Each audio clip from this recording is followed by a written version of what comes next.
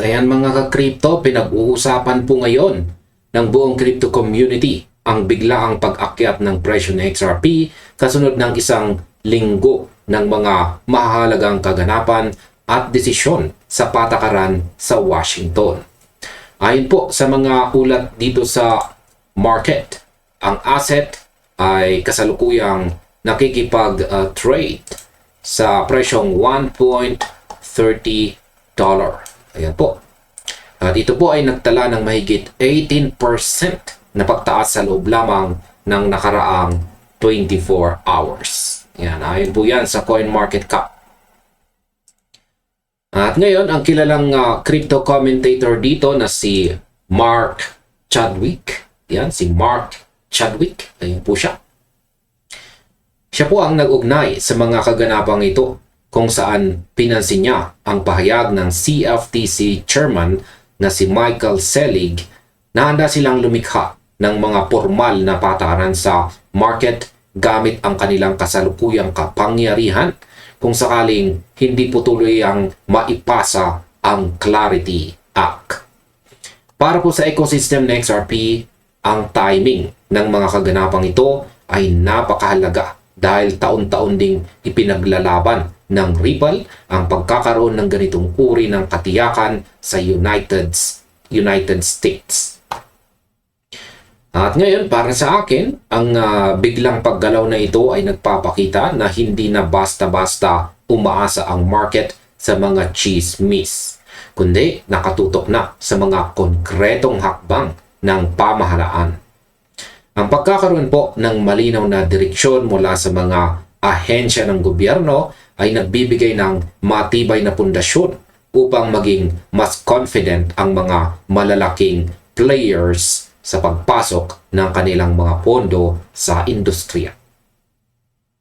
Ngayon ay paano naman po binago ni Selig at ng CFTC ang laro sa regulasyon? At ayan, naganap po ang unang pagpupulong ng Innovation Advisory Committee ng CFTC kung saan kinumpirma ni Selig na ang kanilang ahensya ay hindi na maghihintay pa sa desisyon ng Kongreso. Kung sakaling maudlot o maantala ang pagpasa ng Clarity Act, tiniyak po niya na aarangkada pa rin ang CFTC sa ilalim ng kanilang umiiral na otoridad upang maglatag ng mga alituntunin. Bagamat ang Clarity Act ay nakalusot po sa House noong 2025 at pumasa sa Senate banking noong May ng taong ito, ang procedural vote na itinakda sa September 15 na nangangailangan ng 60 votes ay naharap po sa mga balakid, kung saan ang tsansa ng pagpasa nito ay bumaba na po sa 10%. Ayan, 10% na lamang. Ang pangako po ni Michael Selig ay mabisang nag-alis sa kawalang seguridad na ito bilang pangunahing sagabal sa market.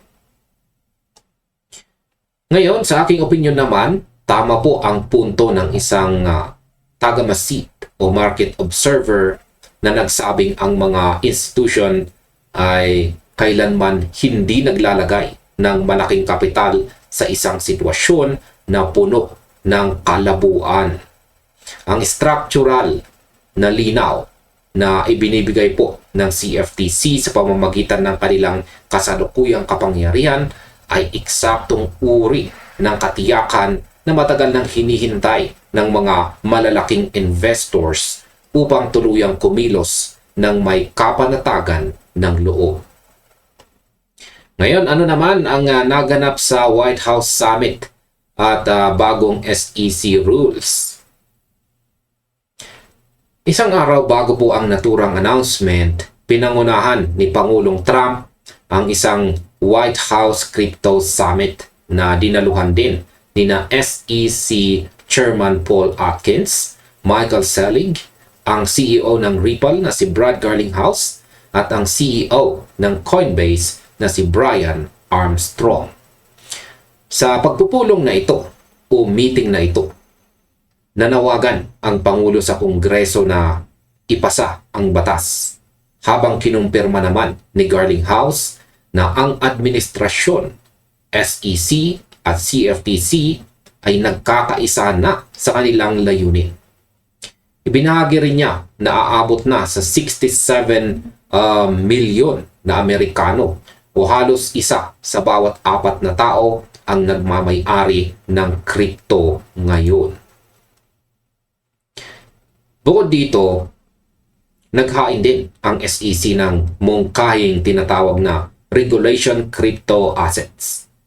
At ito po ay lumilikha ng 2 exception tracks para sa pag-iipon ng pondo hanggang sa 5 million at 75 million dollar. Kasama na ang isang safe harbor na nagbibigay daan sa mga token na mawala sa kategorya ng securities kapag nag-operate na ng malaya ang network.